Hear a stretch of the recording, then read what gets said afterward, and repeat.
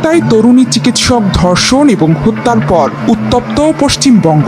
এবার সেই আগুনে ঘি ঢেলেছে মুম্বাইয়ের নিকটবর্তী বলদাপুর শহরের একটি স্কুলে 2 শিশুকে যৌন হয়রানির ঘটনা জানিয়ে তৈরি হয়েছে চাঞ্চল্য। বুধবার দ্বিতীয় দিনের মতো শহরটিতে বিক্ষোভ হয়েছে।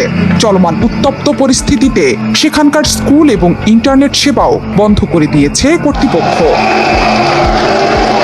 ये जो पहले स्टेट गवर्नमेंट सिट बना है, पुलिस इन्वेस्टिगेट किए, वहाँ पे डिले हुए, वहाँ पे जो एविडेंस थे उनके साथ टैंपरिंग किया गया, फिर ये सीबीआई पे ट्रांसफर हुआ, फिर अभी माननीय सुप्रीम कोर्ट पे है।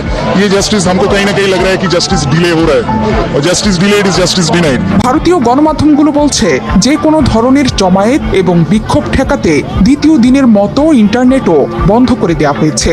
চলমান বিক্ষোভকে রাজনৈতিক উদ্দেশ্য প্রণোদিত বলছেন রাজ্যের মুখ্যমন্ত্রী একনাথ সিন্ধ। उनके क्लास टीचर है, प्रिंसिपल है और जो असिस्टेंट है, सबको निलंबित किया गया है। शिक्षाला को नोटिस दी गई हुई है और इसके साथ ही मैंने पूरे डिपार्टमेंट को आज यहाँ पे बुलाया है। मेरे डिपार्टमेंट के 4 IAS ऑफिसर और प्रिंसिपल सेक्रेटरी सब यहीं पे मौजूद है। 20 আগস্ট কয়েক ঘন্টা রেল লাইন অবরুদ্ধ করে রাখে বিক্ষোভকারীরা। পরে তাদের লাঠিপেটা করে সরিয়ে দেয় পুলিশ। যদিও তখন পাল্টা পাথর নিক্ষেপ করতে থাকে বিক্ষোভকারীরা। এতে আহত হয় বেশ কয়েকজন পুলিশ সদস্য। পরে সহিংসতায় জড়িত 72 জনকে গ্রেপ্তার করেছে পুলিশ। শহরে আইন শৃঙ্খলা বজায় রাখতে অতিরিক্ত পুলিশও মোতায়েন করা হয়েছে।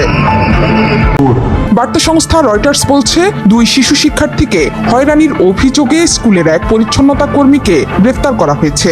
অভিযোগে বলা হয়েছে চলতি মাসের 12 এবং 13 তারিখ অক্ষয় সিন্ধে নামের এক পরিচ্ছন্নতা কর্মী ওই 2 শিশুকে যৌন হয়রানি করে। মেয়েদের শৌচাগারে এই ঘটনা ঘটে। সেখানে তেমন নারী তত্ত্বাবধায়কও ছিলেন না। অভিযুক্তকে গত 1 আগস্ট চুক্তিভিত্তিক নিয়োগ দেওয়া হয়। বাড়িতে গিয়ে মা বাবার কাছে ভয়ানক এই ঘটনার বর্ণনা করে এক শিশু। অভিভাবকরা জানতে পারেন আরেক শিশুর সাথেও এই ঘটনা ঘটেছে। 16 আগস্ট রাতে থানায় অভিযোগ করার পর অভিযুক্তকে গ্রেপ্তার করে পুলিশ। এই ঘটনায় স্কুলের অধ্যক্ষ ও 3 কর্মচারীকে বরখাস্ত করেছে বিদ্যালয় কর্তৃপক্ষ।